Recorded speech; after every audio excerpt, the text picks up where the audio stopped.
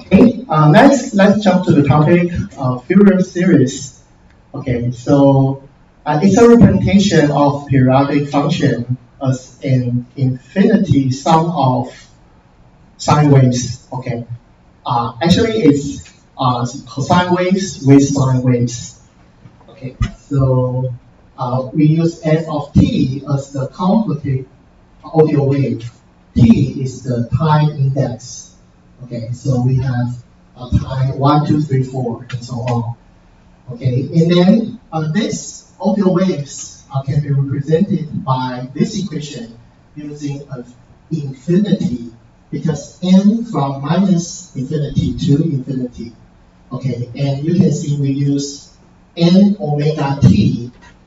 Okay, so n goes from minus infinity to infinity, and omega is the angular frequency.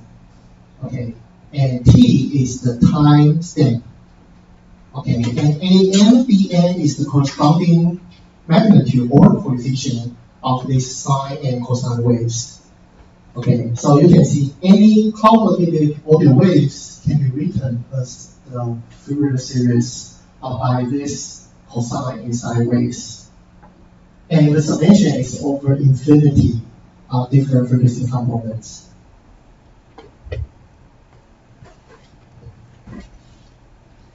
Okay, next we can rewrite the equation in equation 4.2 to 4.3 because infinity is not easy to calculate. Okay, so we can partition the interval to 3 parts. The first part is n equals 0, and second part is for minus infinity to minus 1. And then the last part is n equals 1 to infinity. Okay, once we can partition to 3 parts, then we can further rewritten this question to its simplicity form.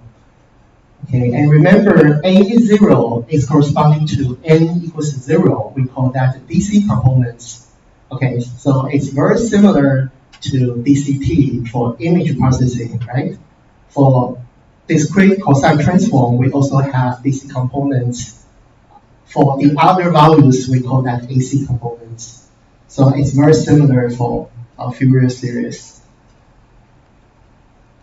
Okay, and then in equation 4.3, the other term is AC components. We can rewrite to the continuous function like an and bn here. Okay. Then, based on some simple calculations of this equation, for example, cosine minus x equals cosine x. Okay, so if you remember, okay, if this is cosine theta, then we have positive, negative, and positive, right? So cosine minus x is located in this region. So the results equals cosine x.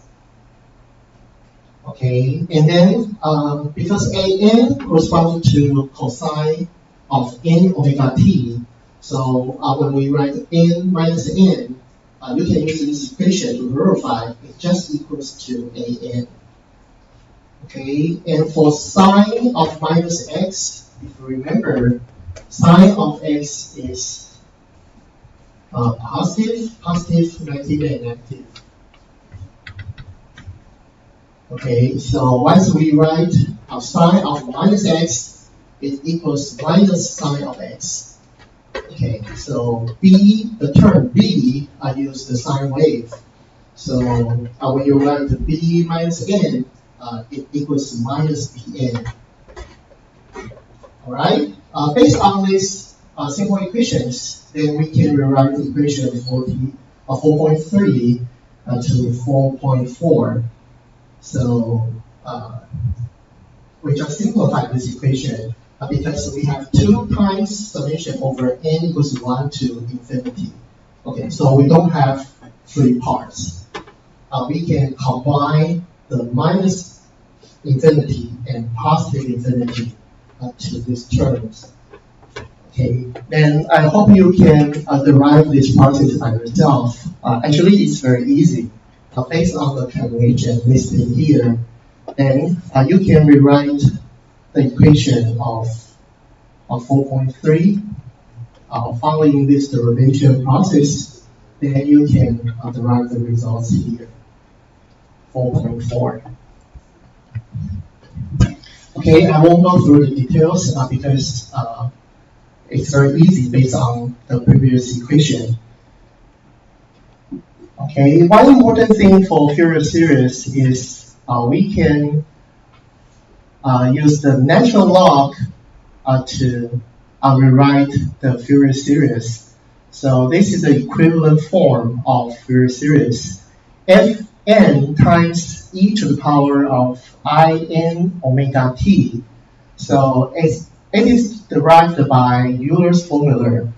Okay, because e to the power of nx equals cosine of nx plus I sine of nx. Okay, so we can rewrite the previous equation using the Euler's formula. So we have nx, so nx inside the cosine function. So here we have in omega t. Okay, so when you write in omega t, then that will be cosine of n omega t plus I sine n omega t. Okay, so the coefficient Fn actually is an minus Ibn. Okay, so I just provide the derivation process, how this equation is can be replaced using the Euler's formula. Okay, so please follow this process by yourself and try to understand how to write both equivalent equations. Okay, next we will jump to the main point of discrete Fourier transform. Because usually for signal processing, we won't use the continuous version. Usually we use the discrete version.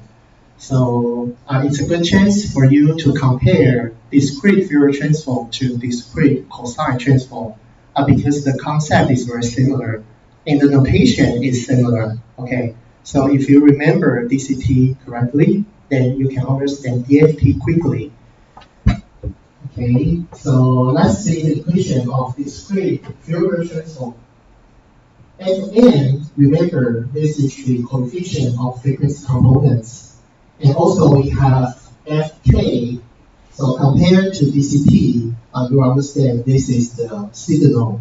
Okay, so Fk is the original signal, and cosine and Fk times cosine this term minus Ifk sine another term. Okay, so we have the original signal here.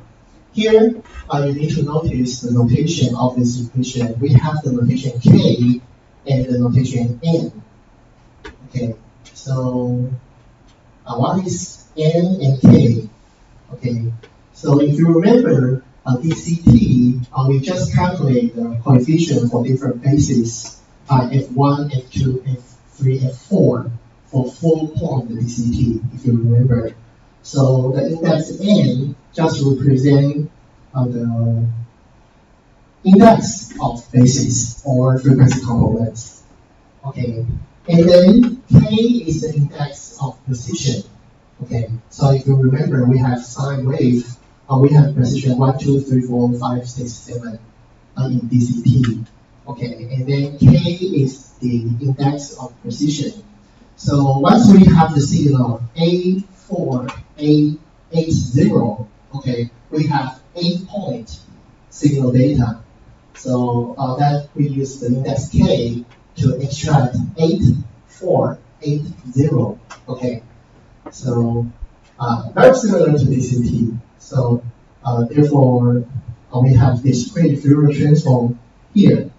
Once we use Euler's equation, then we can rewrite this equation to Fk times e to the power of this one. Okay, so it's, let's see this equation again. Okay, e to the power of I n omega t. So we just eliminate I and put the rest into the cosine and sine equations. Okay, and then, okay, so when we have this, we just put into the power term of E with I. Okay, so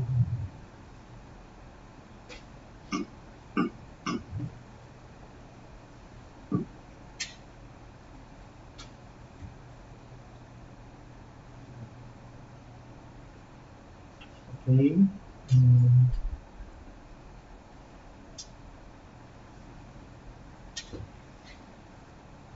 We have minus sign here. Okay. Okay, that's clear because cosine minus 2 pi nk divided by n equals cosine 2 pi nk divided by n. So we don't have minus sign here. For this term, once we have minus sign inside the sign, my sign minus 2 pi nk divided by n equals minus sign of 2 pi nk of n. Okay, so originally these two terms, first term plus the second term, because we have the minus sign here, so we put the minus sign in front of the sign terms. So that's the reason we have cosine term minus sine terms, and we don't have minus of both sine and cosine functions.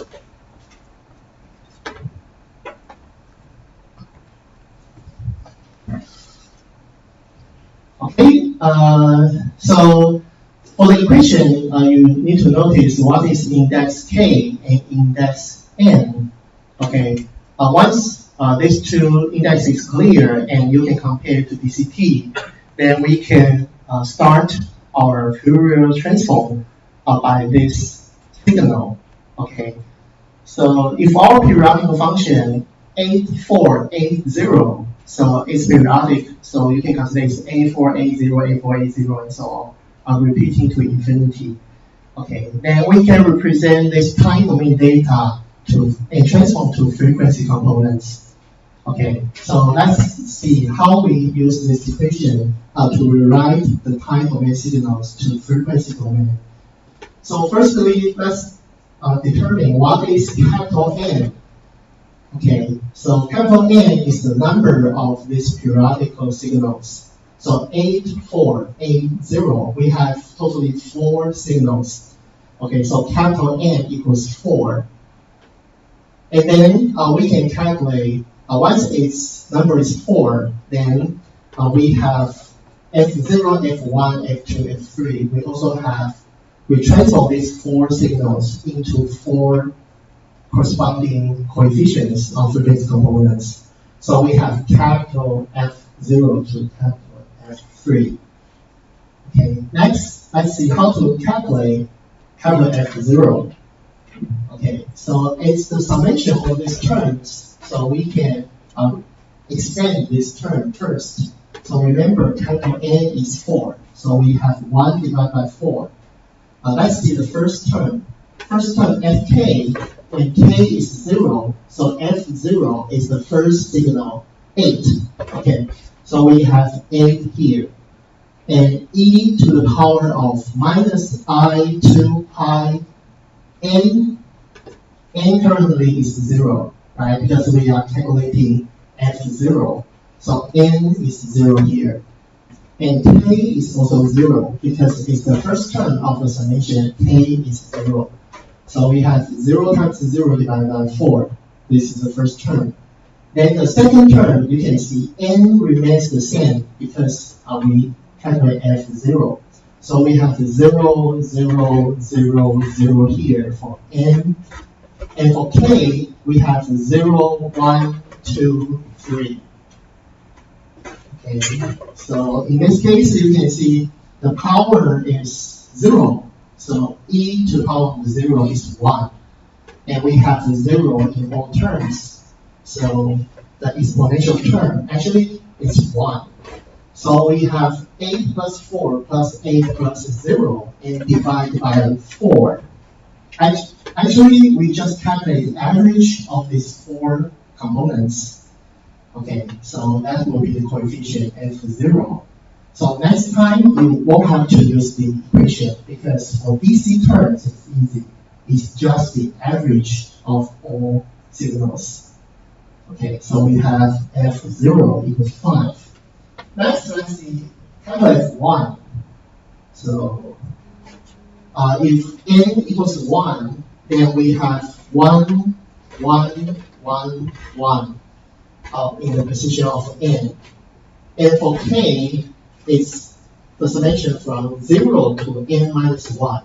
So k starting from 0, and the last one is 3.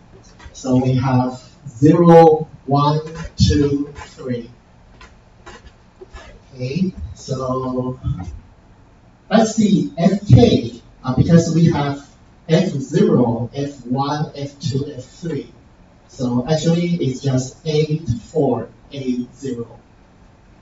Okay, let's simplify this equation. We have 0 here, so the first term is 1.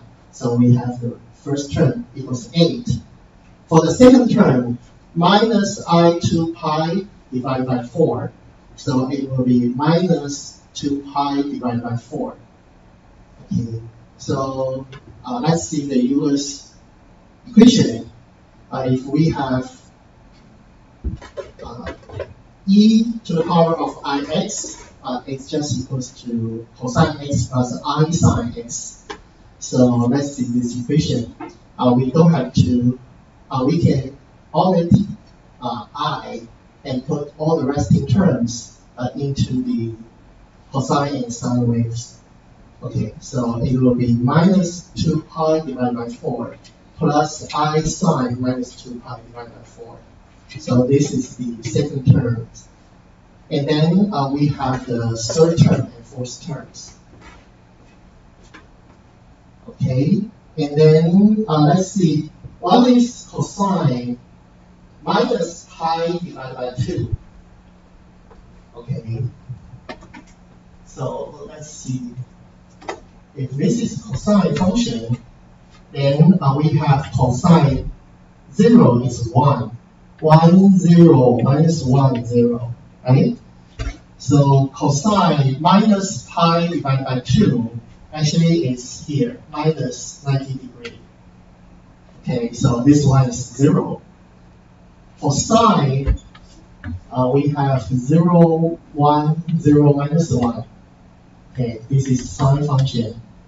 So we have sine of minus pi divided by 2. Okay, so it's minus 1.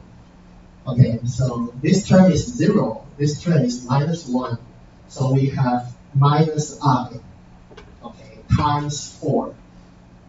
Okay, you can simplify this equation by yourself for the third term and the fourth term. So in the end, F1 equals I. Okay, and then you can follow this process to calculate F2 and F3. So we have the coefficient 5 minus I, 3I.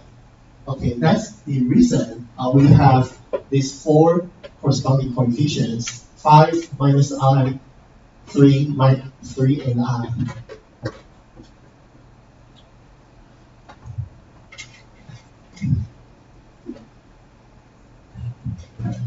Okay, so next, this is the DC terms and AC terms. Okay, so we just see the return of Fn could be An minus IBn. Okay, then we can see the inverse discrete Fourier transform. Once we have such coefficients, then how to inverse them back to time domain.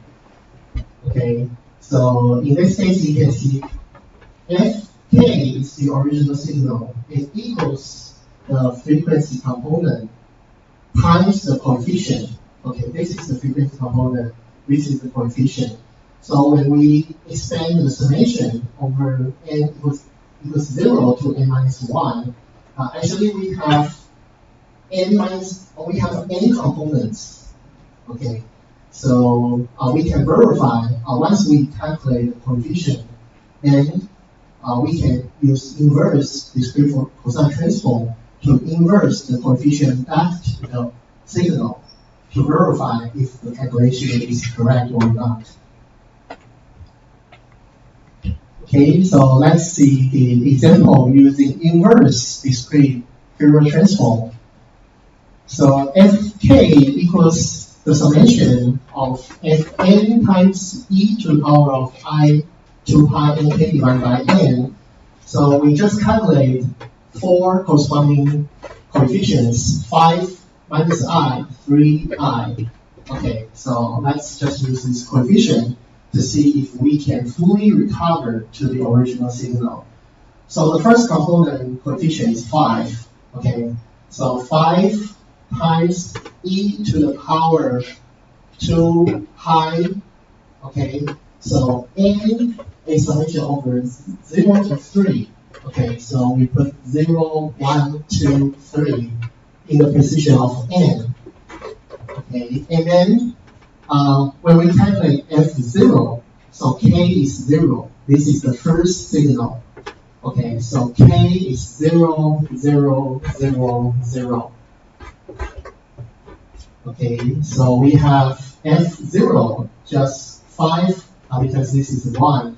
5 plus minus I plus 3 plus I. Okay, so the result is 8. Okay, so the first signal is correct because fk is 8480, and we just calculate using the inverse discrete Fourier transform to calculate f0 plus equals to 8.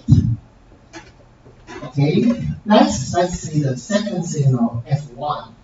Okay, for f1 we put the position of k to 1, 1, 1, 1. Okay, and then for the position of n, 0, 1, 2, 3 into this equation. So next we need to reference the Euler's formula. So to write e to the power of I 2 pi divided by 4 to cosine x plus I sine x, and we can just remove I in this equation. Okay, so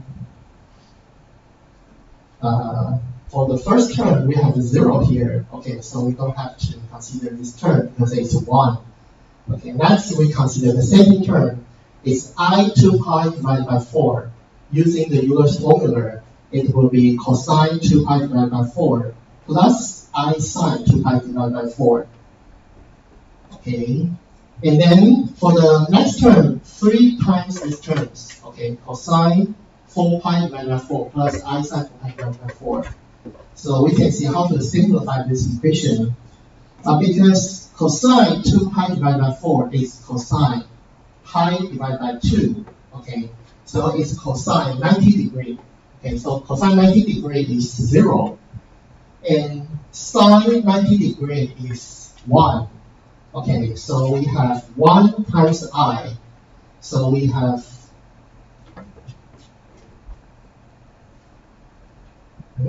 y is minus.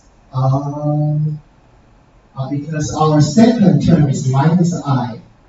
Okay, so minus I times 1 times I. So it's minus I times I. That's right. Okay. Okay, let's see the next term. Is the coefficient is 3. Okay, so let's see the results of these two terms. Okay, cosine 4 pi divided by pi is cosine pi. Okay, then cosine pi is minus 1. And this one is 0. Okay, so this one is minus 1 times 3. So we have 3 times minus 1. Okay, you can follow this calculation to finish the calculation of f1. So in the end, it will be 4.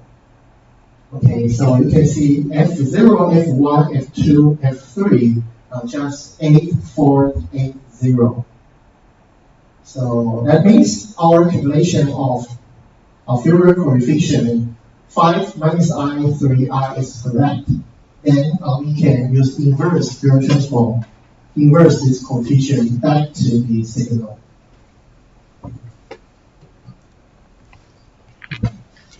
Okay. The last step is to discover the frequency component because we can see from the figure above, the original A4A0 can be decomposed to the dash line of blue, green, and red. Okay, so let's discover how this decomposition of frequency component is discovered. Okay, so next we will use the inverse Fourier transform equation Fk to discover what is the combination of these frequency components. Okay, so we keep K as the parameter here. So don't use any numbers to replace K because we want to write something. F of K equals something. Okay, then we can see what are those frequency components. So in this case, we use the coefficient 5 minus I, 3I into this equation. And then we bring K here. So N is 0, 1, 2, 3. Okay, and then we can use this equation. You can see the first term is 1. Okay, so we don't have to write anything. It's just 5.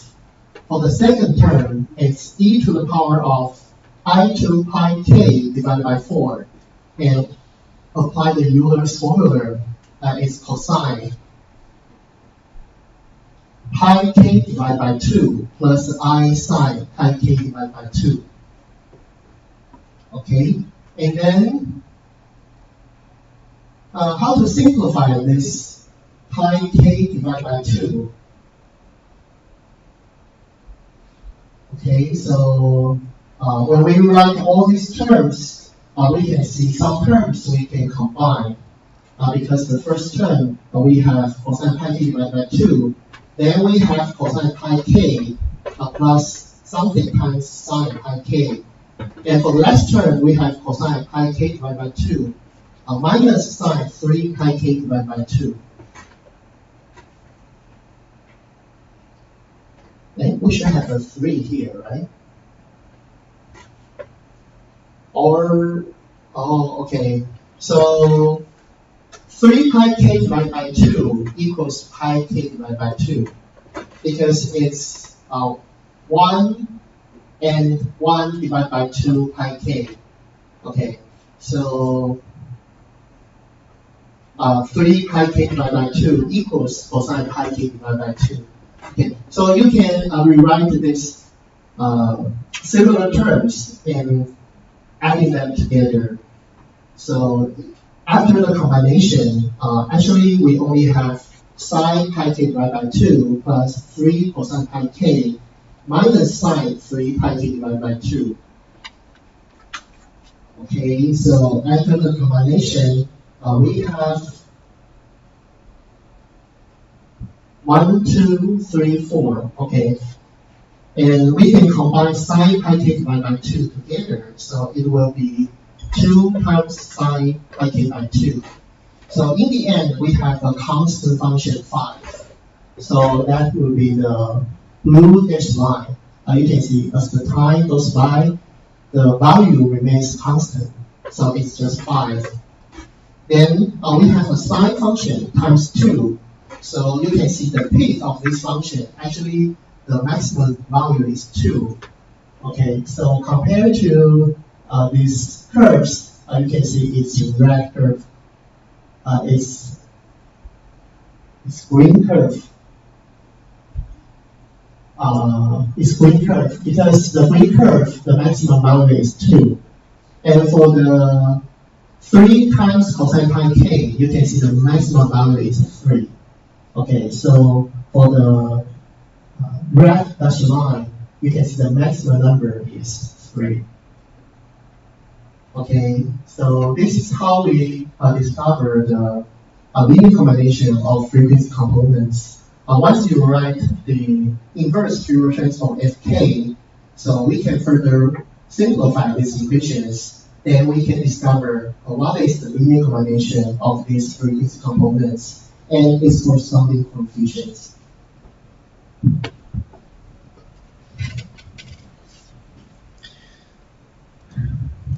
Okay, do you need practice for homework assignment? Because if you don't calculate this by yourself, I don't think you can calculate in during the final exam. Okay, so maybe we can have a simplified exercise, just A0, A0, A0. Okay, so it's also a periodical signals. No? Really? They have already a final project. But it's just a handwritten exercise. Okay, it's up to you. Okay, so 2 weeks. Okay. So TA please. Okay. And exercise for FK 8-0, only 2 numbers. But remember, it's a periodical signal. So when we write A0, we need to consider it's A0, A0, A0, and repeating. Okay, and then follow these 3 pages to calculate the Fourier coefficients and verify inverse Fourier transform to see if your coefficient is correct, and then discover the frequency components by these 3 pages. Okay, we will have this question A0 in the final exam. Okay, so I'll just do it in advance.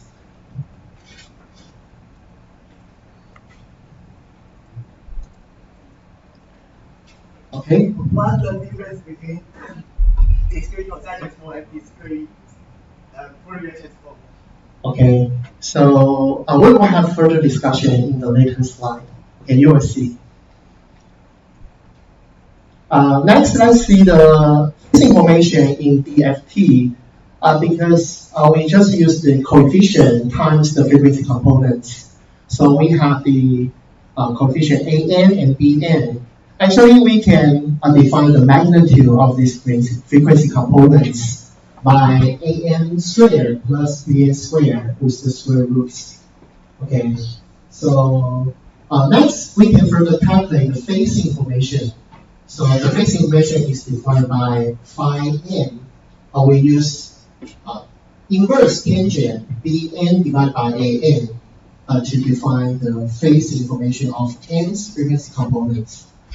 Okay, so you can see for different frequency components, we have its index n, right?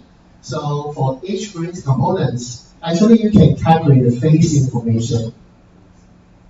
Okay, so based on the magnitude and the phase information, we can rewrite an equivalent form of DFT using AN times cosine 2 pi nk plus phi n. Okay, so you can see AN is the magnitude by the combination of AN and BN. And then we use the magnitude and the phase information inside the cosine function. Okay, it's 2 pi nk plus phi n, which is the phase information. This is the equivalent form of DFT. Next, let's see why we need this form using magnitude and phase information. Because when we transform images to by DFT, we can see the combination of different magnitude and different phase information. For example, we have the first image, just a white rectangle here, and the second image is a woman's face. Okay, and then we can apply DFT to extract the magnitude of phase information for image A, and magnitude and phase information of image B. And then we are trying something interesting. We use A's magnitude plus B's phase information to recover the original image, and use B's magnitude and A's phase information to recover the original image. Then we can see the results over here. Okay, so based on the information, you can see this one is something like a woman's face, and it's used B's face angle. For this one, it's the red rectangle here. It uses A's face information.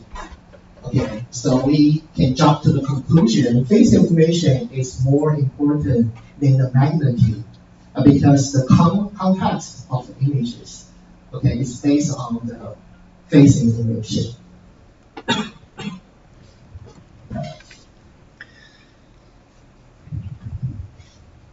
Okay, audio is a wave that continuously comes to your ears. And actually, we don't detect the face information because it continuously coming to your ears. So we cannot detect the phase difference. It's 90-degree phase information or 180-degree. Okay. However, if two waves of the same frequency, one is shifted, come to you at the same time, you will hear the destructive interference. Okay. So this is the example of two same frequent information. Okay. And one is phase shifted. Okay. So you can see this one starting from 0 degree. This one starting from 70 degrees. Okay, so we have a phase shift here. Okay, when it comes to you at the same time, you will feel the destructive interference. Okay, so the sound look seems like very weird. Okay, we will see more discussion in next unit because we will use this phenomenon to create filters of audio information, just like the filter for images. We have 3x3 2D filters or 2D mask for image convolution. We also have 1D convolution for audios. And we will apply this phenomenon to create different effects of 1D filters for audios. Okay, let's see how does DFT works. Okay, because we have the blue wave representing the complex audio, and red one is the continuous wave of certain frequency n. Okay, then if the sine wave fits the signal well, then Fn is large. It means the frequency component takes a big ratio in the complex signals. Okay, so let's say take this for example. We have the continuous wave, which is the red signals, and we have the bright blue signals here. Actually, you can compare the values of each time. Okay, for maybe for blue it's 0.98. Blue is 0.99 and red is 0.98, and the value is very close. Okay.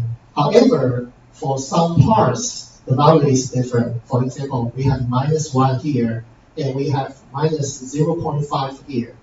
Okay. So we can see when we take linear combination of all frequency components, if we have larger magnitude, which means these components take a large portion of the linear combination, the component is more important than the others. However, by simply use these components, we still have the errors, okay, because it's not equals to the original, even not close to the original signals, okay. So we need some components more to add them all together as the linear combination. Okay, next is the comparison between DCT and DFT. So intuitively, DCT only use cosine components, right? And DFT, we have sine and cosine components. So you may think DCT is superior to DFT because it doesn't trouble you with complex number because we have I cosine plus I sine theta. Okay, so DCT is simpler than DFT because we don't have the sine components, we don't have the complex number. But how about the phase information? DFT has the real parts and imaginary parts, so we can get the phase information. And DCT cancels out the sine terms together with the phase information. And we already know that phase information is very important for the representation of signals. Okay, so we may have two different ways. One method is simpler than the others. However, DFT contains more information, especially phase information, than DCT. Okay, next let's see fast Fourier transform because you can see the computation of Fourier transform is difficult. Okay, so usually we have a fast version of Fourier transform, FFT. Okay, that reduces the computational complexity from n squared to n log n, and n is the number of samples. Okay, so intuitively, how to reduce the complexity? FFT, you can see the coefficient for n equals 0. Okay, just like I said, you don't have to actually use this equation to calculate sine 0 or cosine 0 because it's just the average of all signals. Okay, that's a simple point, or we can further accelerate the calculation of FFT. Okay, and then something you need to notice when you apply FFT in OpenCV, even in MATLAB or Python, when you call this function, you need to notice something.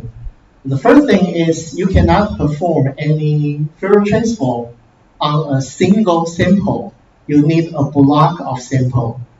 Okay, because when we transform to frequency domain, actually we are calculating or evaluate the change, how the frequency changes. Okay, so if we have only one single sample, you cannot evaluate the change between neighboring signals. Okay, so we need a block of samples. In this case, we use the red rectangle to indicate for periodical signals, you can just have a block of signals and perform Fourier transform or FFT. Okay, and usually FFT algorithms operates on a block of sample where the number of samples is a power of 2. Okay, so it can be like 64 or 128. Okay, usually the number is a power of 2.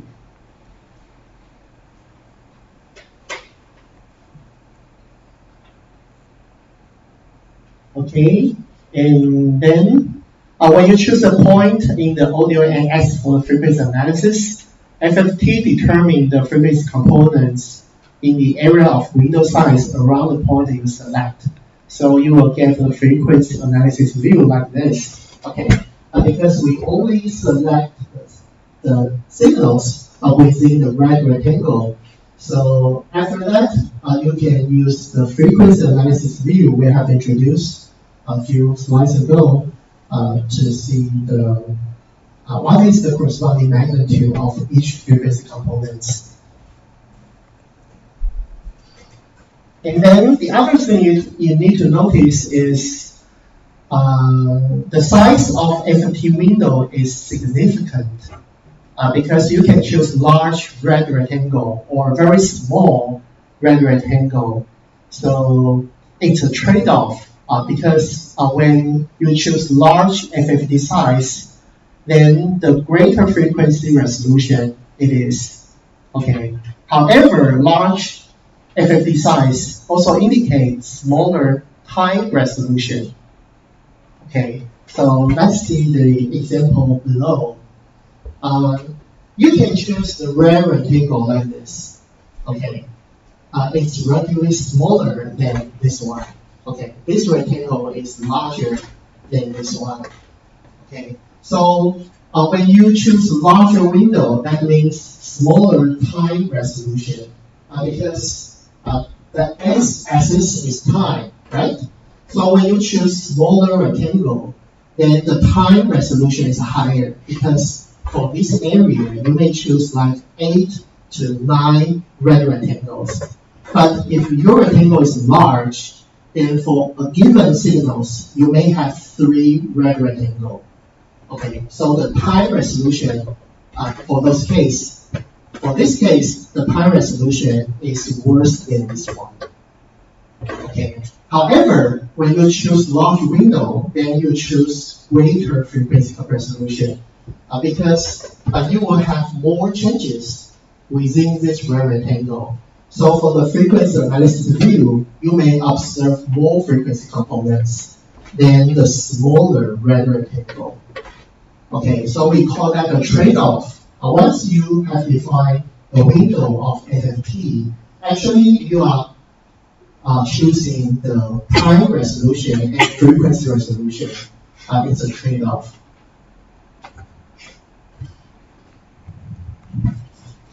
Okay, next problem you will encounter is we call that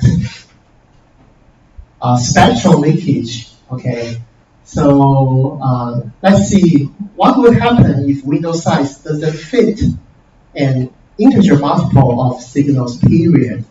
Okay, for example, you choose the red rectangle, the resolution like this. However, it's not integer multiple of the period. That means we have 3 periods here. When the size is here, then we have something more in the end. Okay, it's not integer multiple of the period. Okay, so in this case, we will have the phenomenon which is called spectral leakage. So FFT may assume the original signal look like the following figures. And the signal becomes discontinuous.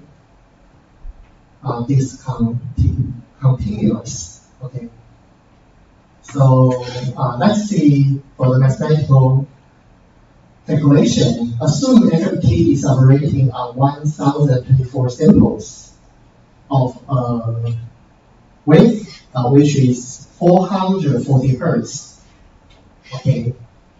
The signal is sampled at 8,000 samples per second. Okay, then we can calculate the window only contains 56.32 cycles. Okay, we just listed the equation here. If the sample is per second, we have 8,000 samples. The wave is 444 hertz. But we only capture the red rectangle of 1024 samples. Okay, so we have this ratio times its frequency. So we have the cycle, which is 56.32 cycles. You can see this cycle is not an integer cycle. We have something more in the decimal number.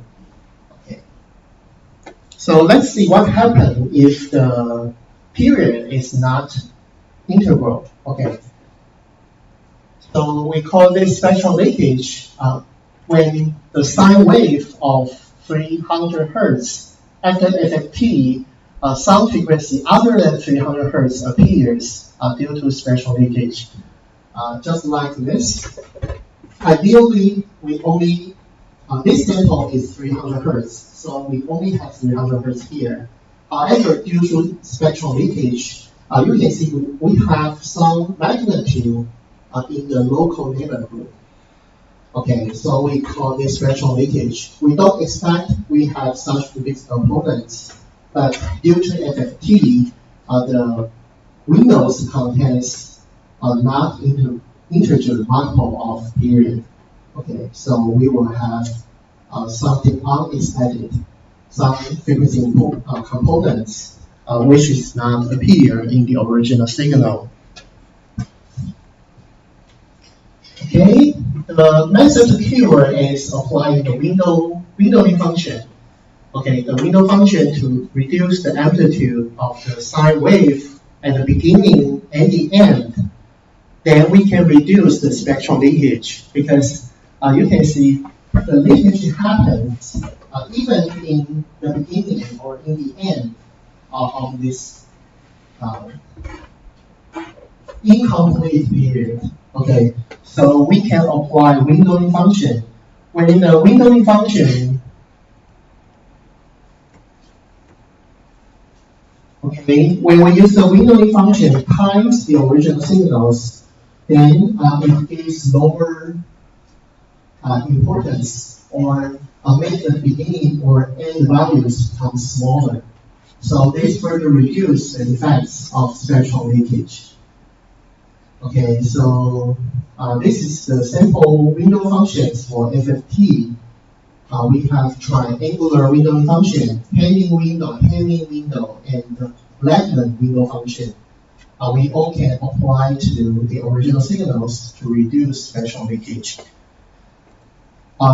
Visually, we can consider if this is the original wave, after we apply the windowing function, like the veil shape function, then you can see in the beginning or in the end, when we multiply very smaller numbers of this windowing function to the signal, then we can maintain the signals and further reduce the value in the beginning and in the end. And then when we apply FFT for this signal, then you can see the spectral leakage becomes, we have less frequency component after FFT because previously we had something like this shape. Okay. However, after applying windowing function, it's more like to have only one 300 Hertz components.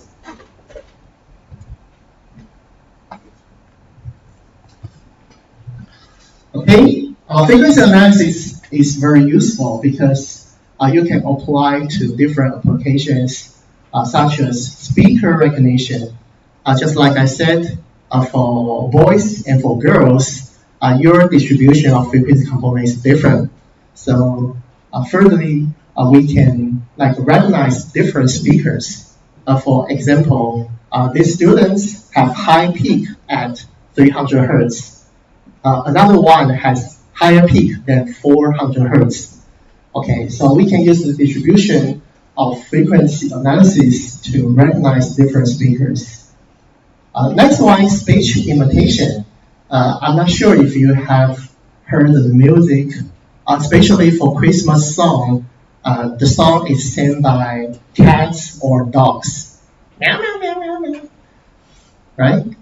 You must have heard this Christmas song before. Okay, so for one singers, once the recording is done, then we can move this frequency component distribution to cat distribution.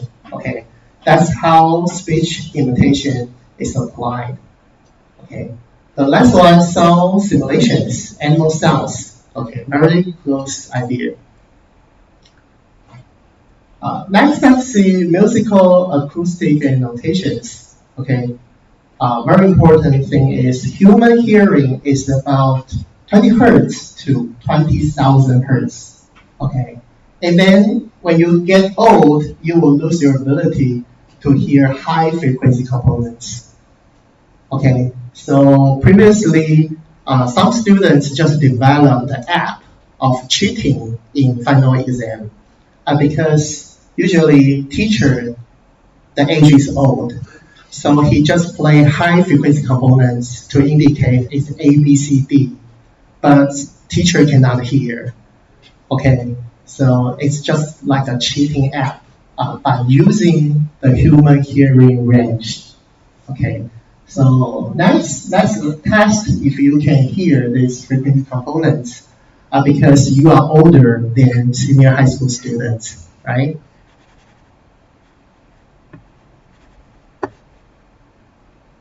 Okay.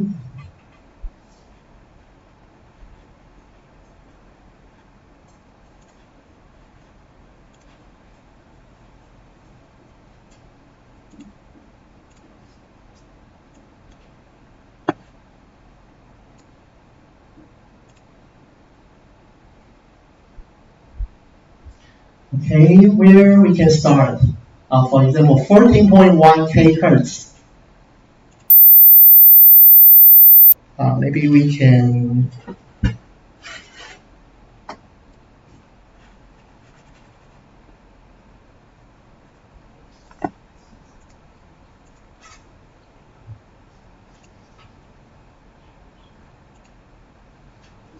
Okay, it's already 100%.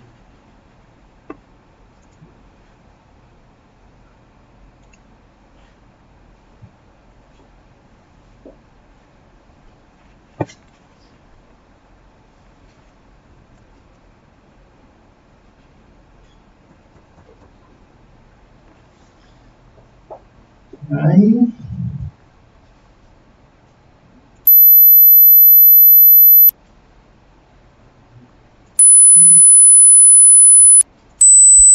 All right. Definitely you can hear this, right? So how about this one?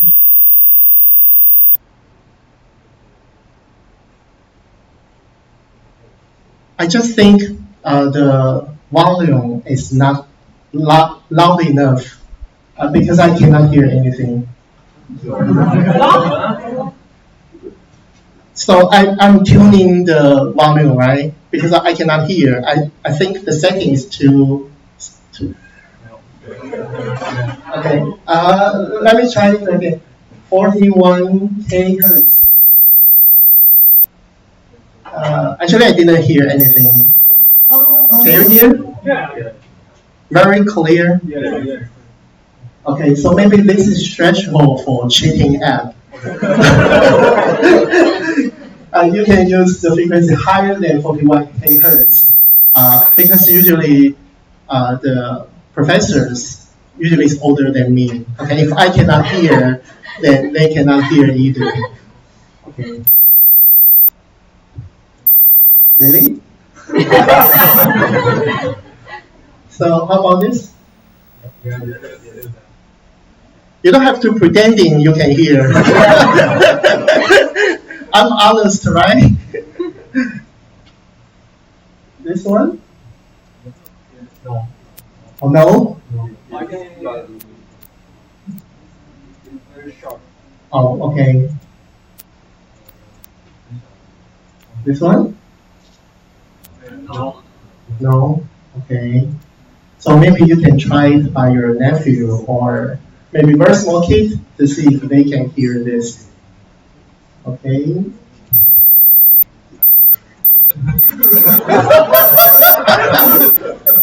I didn't hear anything. It's so sad, right?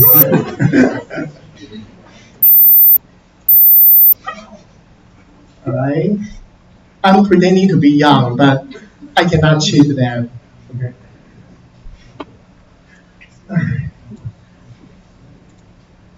I won't teach you this part next week.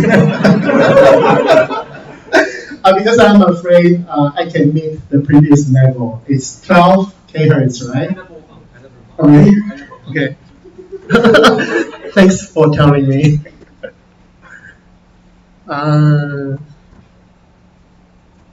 But I closed the page. Oh, okay. Okay.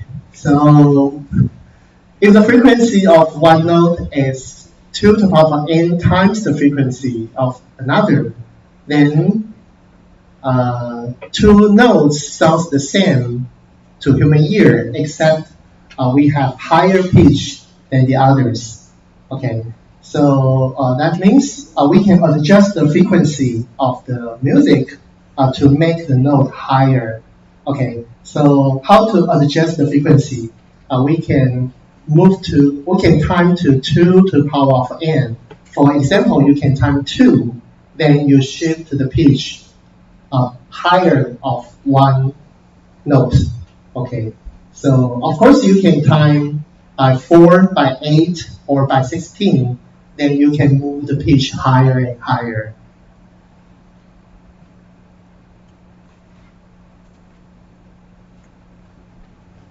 Okay, so we call that octave higher. If we set h equals 2 to the power of n times g, okay, then we can adjust the pitch of g higher n octave. Okay, so the word octave comes from the fact there are 8 whole notes between 2 notes. For example, we have A to the next A on the piano. Okay, so we have A, B, C, D, E, F, G, A. Okay, actually we have 8 whole notes between 2 notes. Okay, if we consider the left pad, okay, then we have whole notes and half notes. Totally, we have 12 different paths between 2 notes. Okay, if you play piano, then you will see we have so many different octave notes on piano.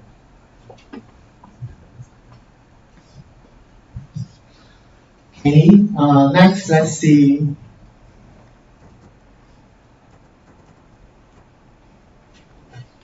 If we know the frequency of a certain note F1, we can start with F1 and multiply the succeeding frequency by some x to get the next note F2. Okay, so we already know 2 times F2 is 1 note higher than the previous F1. Okay, however, we can actually calculate, because we have 12 different paths, white path and black path. Okay, so actually F1 times x, x, x. So if it is repeating 12 times, then we move to the next one note. Okay, so actually we can solve this equation to see if x times x to the power of 12 equals 2. Okay, and then we can solve what x is. Actually, it's 1.05. Okay, so actually you can consider what is the frequency of this note when you press the first white button and black button and next white button. So when you move to A, B, C, D, E, F, G, actually we can use the previous equation to calculate its frequency. In this case, if A has the frequency of 440 Hertz, then A sharp has the frequency of 440 times 1.05. So it will be 466 Hertz. Okay, so you can see if this is A, this black pad is A sharp. If this is 40 or 440, then you can calculate the frequency of A sharp, B, C, C sharp, D, B sharp, and so on by this equation.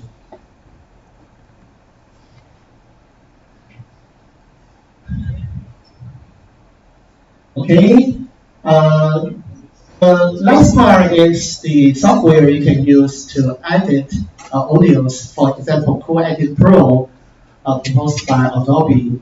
It provides different algorithms such as noise reduction, factor transform, and pitch blender and filtering to create the different effects of music or audios. Okay, so usually you will see the visualization like this. By opening the recording, we have the left channel and right channels, and then we have different buttons you can apply different functions.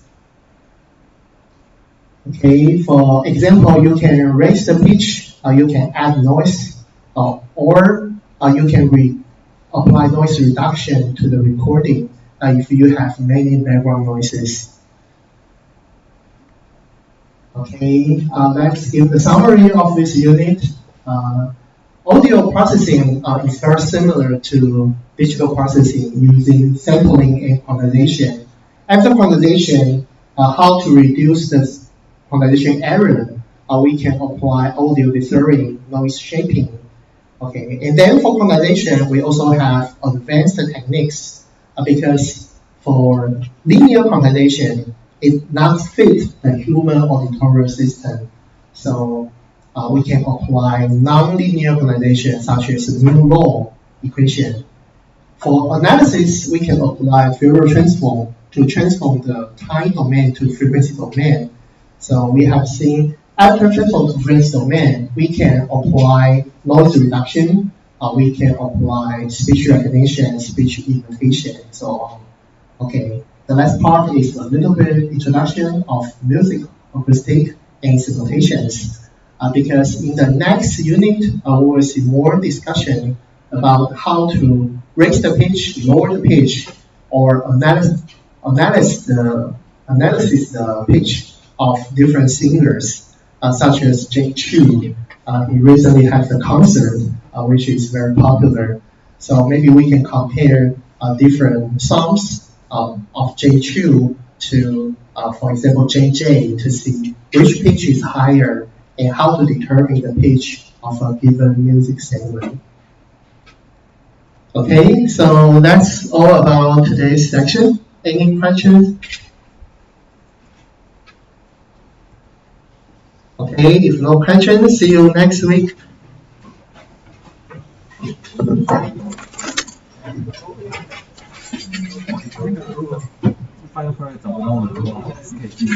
好，真找不到就自己做。对对对，好。好。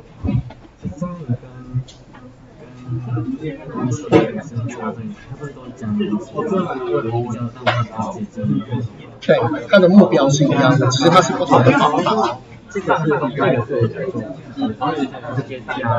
对，直接加 random noise。其实你看啊，我们刚刚的这个 noise shaping 的 equation 里面，其实就是有 noise 的 theory 这样子。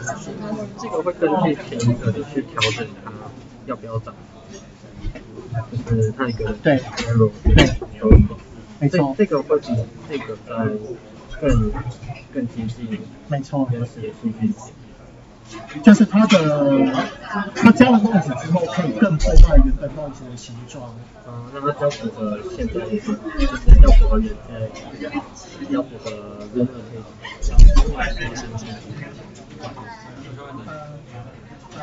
就是那个原本的 noise 的形状跟原本的讯号的形状是很像，像这个嘛，这个是 noise 的形状，这个是讯号的形状，这两个如果很像，而且重合在一起，就很难把它分开。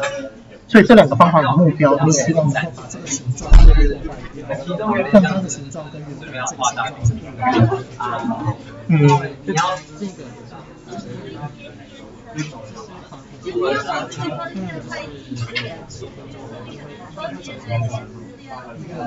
我们要做数位化的，要做 digitalization， 一定要 sampling quantization。我们不会记录，我们不是磁带，就是不会记录语数数据。第四种它是我也不就是问清楚大概方向。OK， 这个其实就是在说，我们做 DFT 转换的时候，不是会把它转换到不同的 frequency component 的线性组合。这个线性组合相乘加加之后，就会等于原本的讯号嘛。那其实我们可以观察有没有某一个讯号，假设它的就是 magnitude 是最大的，那它有多接近原始讯号？它的 coefficient。那表示它在线性组合里面，它对合出原本的讯号，它占了最大的比例，它是一个最重要的 component。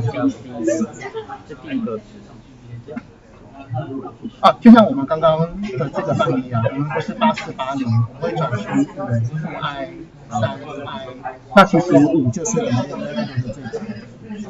那其实你在这些我就会找到，就是谁占的比例是高的，谁占的比例是低的，那就可以知道在这些面里面哪一种 component 是最能，就是还原原本讯号最重要的那个 component。这里在讲说，其实我们找到这个重要的 component， 它可能数值还是会有一点差距这样。对，所以我们需要其他的 component 去协助它，对，没错。这边只是讲解，就是最重那个对，然后跟原始比较说，跟原始还是会差一点。对，没错。所以后面这些细就是调整。对，再加其他component进来，就会跟原本一模一样。那这时候讲的 face 是就是我不太懂说，就是为什么会加一个 face？就是我们前面有介绍 face 的定义嘛，实际上 DFT 的公式是可以用 face 跟强度来做表示的，就像下面这个，它是用强度乘以 cosine 的这个方式，这 cosine 的方式里面有一个 face 的 information， 这个公式其实等同于我们刚推到的我们使用的 DFT 的公式。这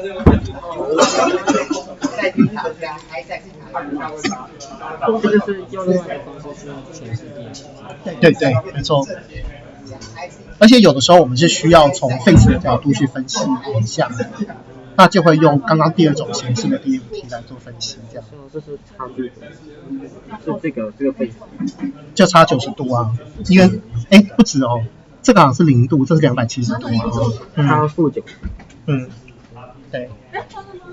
就是考虑到，有可能 frequency 两个差距会刚好差一点，对，相位差。对。虽然用在 DFT 上是但这个没有详细介绍说是怎么用 face 的电力去考虑到。对，没有。对，因为我们实际上没有。其实我们的 face 的算法就是用 BN 除以 AN， 我们刚刚不是前面就有 BN AN 的系数吗？其实你就是用 BN AN 去算强度跟 face， 就可以把它转成是这个形法。对。然后我们的 FN 其实就是 AN 跟 BN 的组合，刚刚有这个公式吗？对。好，有问题吗？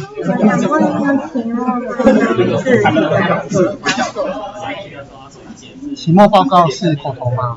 还是 ？OK， 是口头报告吗？你在问口头报告吗？是不是？是吗？是口头报告吗？demo 的那天，下礼拜。我们这两个是1月2号。OK， 那就是你们。我再问跟其中，刚刚也有同学问，跟其中的差别大概在哪？其中只是让同学确认题目是什么，然后老师那时候给大家一些建议嘛，有些同学的题目不适合，所以先让你们把题目确认下来。那接下来这段时间就是把实作完成，在1月2号的时候报告你们实作的成果，这样子。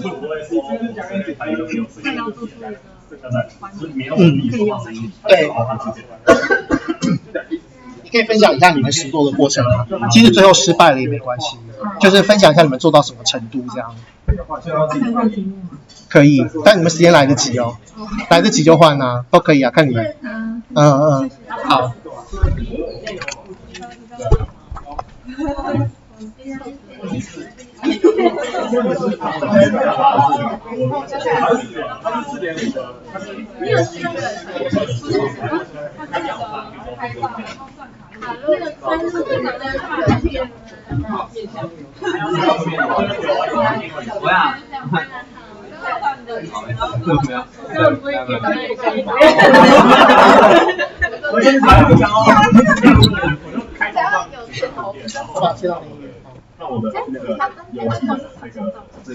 好，实际上就是我们教练的这个公式那跟我们提议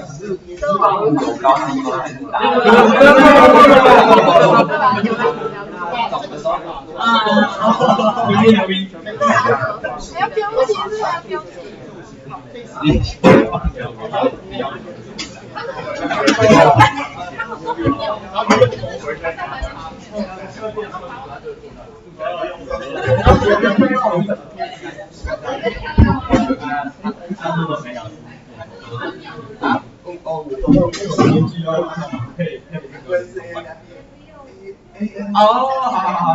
就是上一个是口上的系数这样，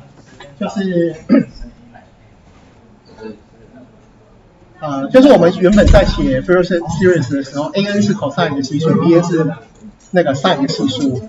然后我们刚刚有稍微推导一下，就是 fn 可以写成是 an 减掉 ibn。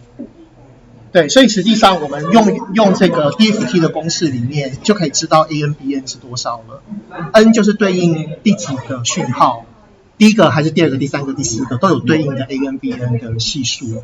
对对对，然后那个系数就可以用刚刚的定义把它计算强度跟相位角，对不对？你再看一下那个公式，对，就是 phase 啊，phase 就是相位角啊。你看 AN 的公式就是an 平方加 bn 平方开根号，这个是我们刚前面算傅里叶转换的时候就有这个东西，所以这个东西你用这个工具可以求出 maximum 的强度是多少。然后相位角就是这个啊，其实就是说 bn 除 an 带进 inverse 平均，你就可以得到相位角了。那你有这两个东西，就把这两个东西带到以下这个公式，其实就是第二种 DFT 的表示法，这样。所以它只是另一种表示。对对对，没错没错。因为这个相位角跟不是真正的相位角。它其实是第 n 个 component 就会有第 n 个 component 的相位角这样。所以它的相位角是真的相位角，是真的相位角啊。那个相位角就是我们前面介绍相位角的时候，每一个 sin 跟 cosine 的波形都有自己的相位角。对，譬如说它是从0度开始的，还是从90度开始的。其实每一个 sin 波，它不见得是从0开始的，有时候可能是从边开始。那如果是从这边开始，它其实就是一个90度的相位角，这样。对啊，所以其实每一个讯号都可以算出它的相位角是多少，这样。所以 discrete cosine 之后，它就是用没有相位角的 cosine 模型组合起来。然后这个 discrete Fourier之后，它就有相位角的3个 cosine 组合起来。对对对，你要这样讲也可以。对，但是其实我们刚刚给同学的第一个 DFT 的公式里面，其实也没有相位角，它并没有用到 phi 的那个，它没有用到 phi 在公式里面吗？对不对？对，它只是单纯用 cosine 什么 n omega t 加上 i sin n omega t， 对对对，那个也没有相位角，那是第一种 DFT 的写法。那你也可以用强度加相位角，把它写成是第二种 DFT 的写法，这样。那这样子我们就可以知道它的相位角的资讯是什么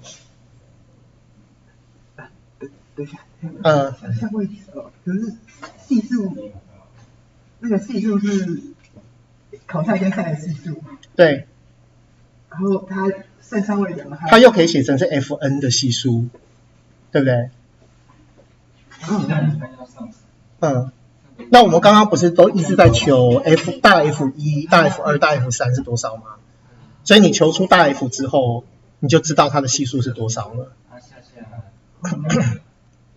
系数跟相位角，可是相位角是在里面的，在cosine里面的。对，系数是在外面的。对，是你要看到我们刚刚所定义出来的相位角的公式，其实它就是 n 除 an 的 inverse tangent， 就是它的相位角这样。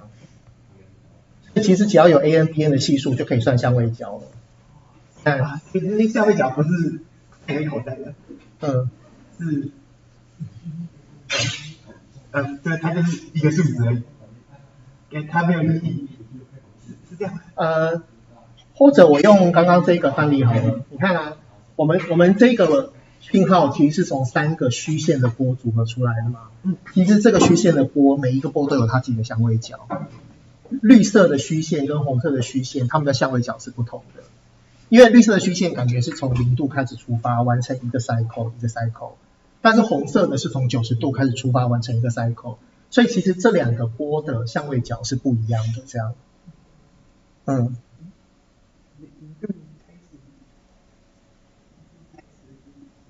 就是我们一个是赛，一个是口赛。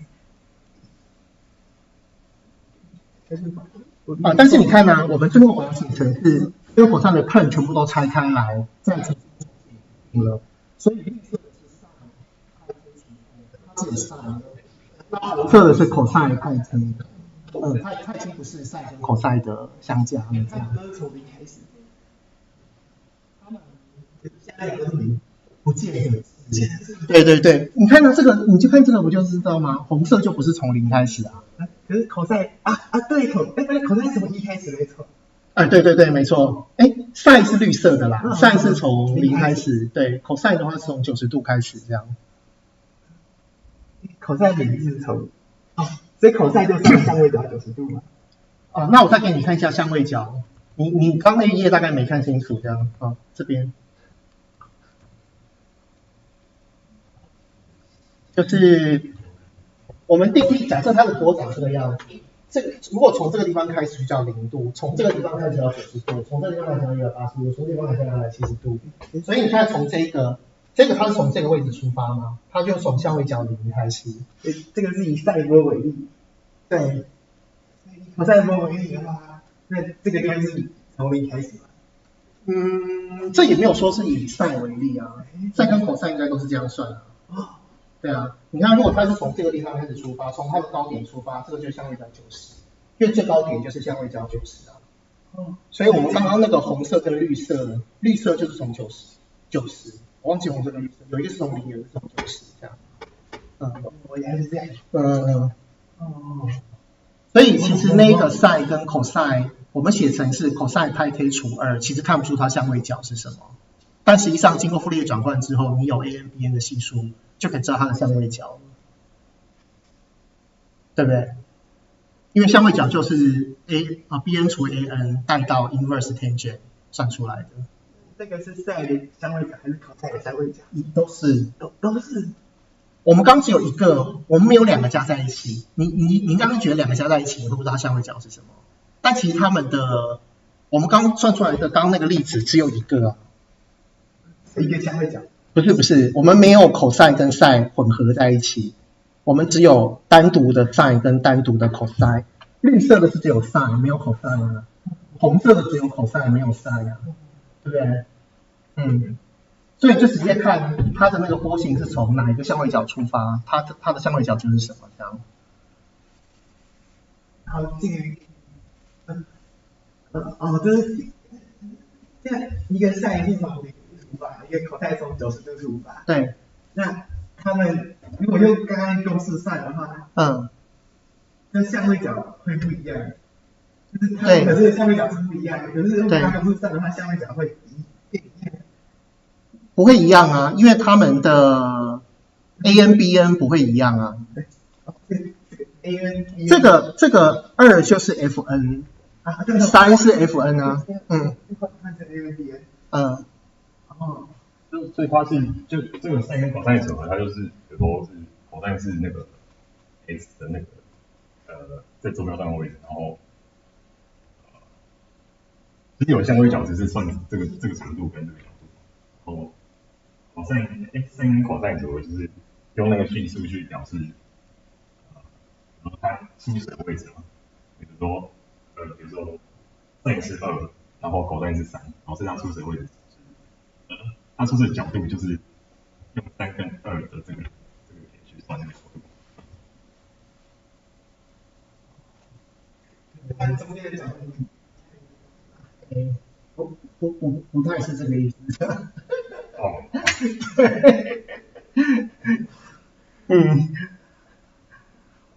那我是有懂。OK， 好。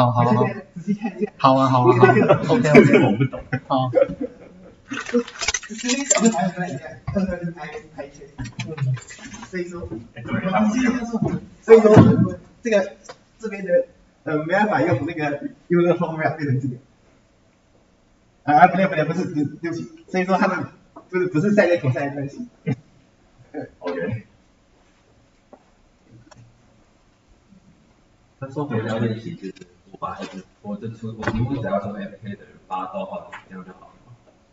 对，好，我对吧？我这样子，我3文这样子，然后跟大家去继续。OK， 谢谢。我都来过。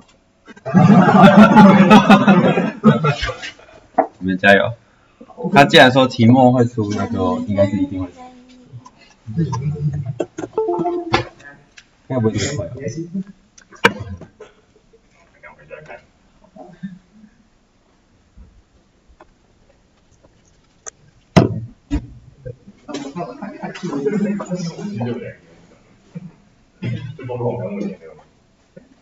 那个是要没有